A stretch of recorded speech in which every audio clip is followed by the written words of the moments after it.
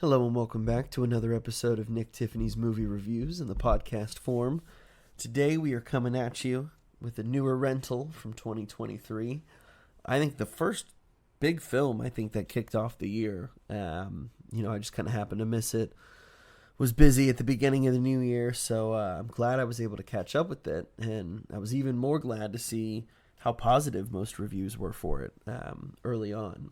Missing kind of follows in the footsteps of its sister-brother film, Searching, with John Cho. Kind of plays in the same vein as those movies where most of it's taking place in the computer chat. I forget what they were called, but there was like a whole strand of those where, you've got 4 or 5 kids all in a Zoom, and it's like, wait, who's this 5th person here that's been watching us? And, how do they know that this is in my room? And, I was really hoping it wasn't going to be cheesier or more in that vein. And so I was more than pleasantly surprised when I watched this with a couple friends of mine.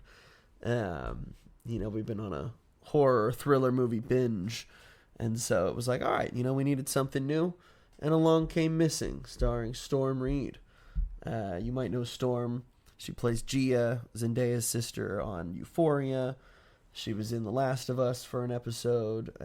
She was in The Invisible Man, The Suicide Squad, A Wrinkle in Time. Truly a really terrific young actress. So that also kind of gave me a little bit of hope for this as well, because from what I've seen of her acting abilities, she's more than capable when it comes to leading a film. So Missing starts with some old family footage. Father James, played by Tim Griffin, and Mom Grace, played by Nia Long, are there with a young June, who is played by Storm Reid later on. June is playing with her father on the video camera. It's a really tender and touching moment. And then right before it ends, you see the father's nose kind of start to bleed. They've just gone through a move. His nose is bleeding. He's trying not to make a big deal of it, but the wife knows clearly something's going on. She's worried about his health. They kind of make a little snippet of the video before the nose bleeds, and it's kind of seen as the mom kind of editing it so her daughter June can see it later on in the future, but doesn't have to kind of see what happened to her father. And so, you pan out a little bit and you see certain notes about brain aneurysms, and different things that could have affected him. And it's clear her father's passed. He's no longer with the family anymore. So in present day, June is getting prepped for a weekend without her mom. Grace and her boyfriend Kevin, who's played by Ken Leung, who y'all might know from Lost. He was in Rush Hour.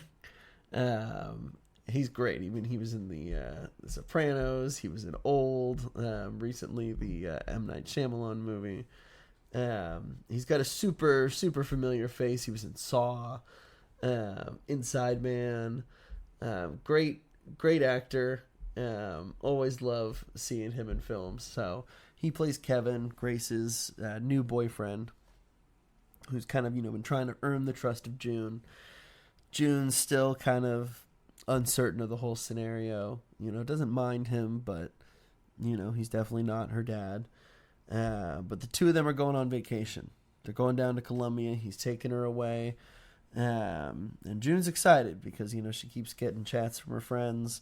Hey, I'm ready to buy some alcohol, send the money. And it's clear June's going to be throwing a party that weekend. Her mom doesn't want her to. She's trying to secure the funds. And the film quickly establishes a pretty solid use of whatever screen recording they're using, whether it's on iPhone, Apple products. It's heavily Apple and Mac for the most part in the film. But there's tons of Google usage as well. And all of it is so clean. And I would hope it would be in 2023. But thinking about those older IM Zoom movies, what we got with Missing is really great, actually. And obviously it looks exactly how it should when messages pop up on your iPhone, or a FaceTime pops up, or your Ring doorbell activates, and you can see some of the grainy footage outside. So, early on, June's FaceTiming with her friends, coordinating for alcohol, coordinating for when mom's going to be gone. She's just super checked out. Grace, bless her heart, she's trying to connect with her daughter before she goes. Give her the talk, here's some emergency stuff. Heather's going to come check in on you, her good friend. And, June's just can't wait for you to get out of the house, get in that cab, get gone. Let me send the Snapchat invitation out to everybody. It's party time this weekend. And boy, did she party. She partied so much, so hard, and almost spent so much money that by the time she woke up on Sunday or Monday, whatever day it was that she was supposed to pick her mom up at the airport, she was running late.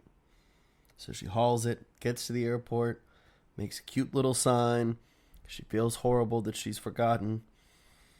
And she waits and waits and waits. And her mother never shows up. Ever. Neither does Kevin. So she starts making some calls. First to the hotel. Not a lot of answers, not a lot of help. They don't really speak English, so she's like, okay, shoot, I need to see, the flight landed. It said they had checked in. What had happened? Some people saw them with some suitcases, maybe. And so this is where missing really kind of kicks into gear and really opens up into our digital world. I don't want to go too deep into any more of the story without spoiling any of it. But what is really unique about this film was just how almost really authentic it was to how we could utilize technology today. And it's a little bit scary, though, too. Obviously, there's location tracking. Obviously, you can track someone. There's Find My iPhone. Google has location services. But then you can go deeper and you can track your whereabouts by the minute, by the day. And you can really look at some of your, just because you've had your phone on. You can get really specific with some of that. And this movie was also really good, maybe a reminder of not to have the same password for everything. Because once you lose your password, it was insane how many times or how many accounts. It's like, okay, as long as we know this is the email, maybe with the same password we can get through the next level. So this movie's somewhat of a cautionary tale as well. You have your Ring cameras, and sometimes it's nice, but sometimes you can also catch some whack jobs on there or some stuff maybe you're not supposed to see. And so that's another just layer or level of this film that adds to some of the uneasiness of maybe how quickly or how efficiently we can track down someone or information. And it was really interesting to see not the trust placed in so many third-party services, but at the beginning of the film, June, rather than cleaning up the house herself while she's going to the airport, she hires a maid cleaning service, The key's here, lock up when you're done, and that's going to be a chunk of my emergency budget that I have left. And so that highlights a lot of really interesting services, or the ways that, we can have people shop for us. We can have people inquire for us. A world away even sometimes. There's lots of public street cameras or tourist cameras that, we can look at. Some of which was a little surprising to me. But it just, the movie really plays with your expectations as well. As far as mystery and thrills go, more so than any film in a long while, Missing had me going for the longest time.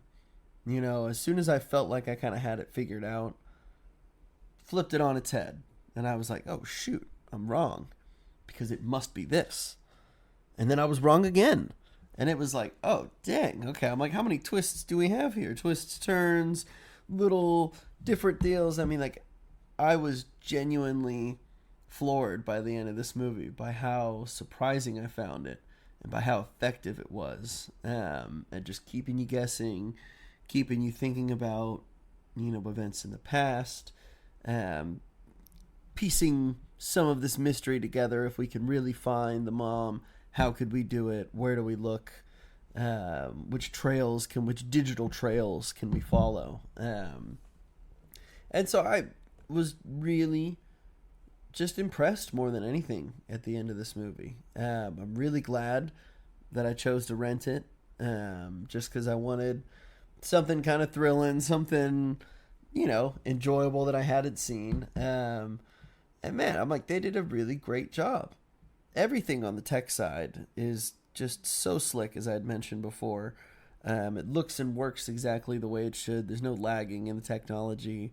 It behaves how it should, which plays different roles in the film. And even though there aren't too many different set locations, because that's kind of where some people can have issues with films, is, when they become more of a stage play with one location, you get a little antsy. You're like, leave the room, go do something, So this film wasn't totally just one spot. But no, I think they did a great job. I don't know what they had to pay Google or Apple for all the technology seamlessly appearing on the screen, but if you ever liked Sherlock Holmes or any of those movies where they have creative ways for texts or alerts to pop up, it doesn't get any better than looking at what you look at every day, and it adds a whole level of realism to this film that really obviously plays into the believability of even being able to somewhat track her down, but also the power of the internet, as we've seen in so many of these movies. I forget what documentary was on Netflix. It was like, don't F with cats, because there have been people abusing or hurting cats, and now on the internet there's geniuses who can look at the shadow of light and look at one street number or some setting or something in the setting around you, and they can pinpoint where the video was taking place. And it's creepy, but it's really cool though too, because it's kind of been used for good, whether it's people in hostage situations or all kinds of stuff. So again, I'm like, I just really found this movie fascinating. So it's PG-13. It doesn't quite delve into the rated R. It doesn't really need to, but there's still some good little bits of violence and scares here and there. So if you're looking for something new, if you need something fresh, that's also a little more modern as well in its storytelling, I think Missing is a really great film, and I think it really was a solid way to start off what's usually a dumping ground in January for movies. That's in the film world. January has just notoriously been, where movies go to die. Nothing is happening yet. The Oscar movies are still playing from the end of December. They're just getting their first or second week run. So, you don't totally want to compete against some of those leading into Oscar season. But no, this was a diamond in the rough. So definitely give Missing a look. And we'll catch you next time with another 2023 rental review. Thanks again, guys.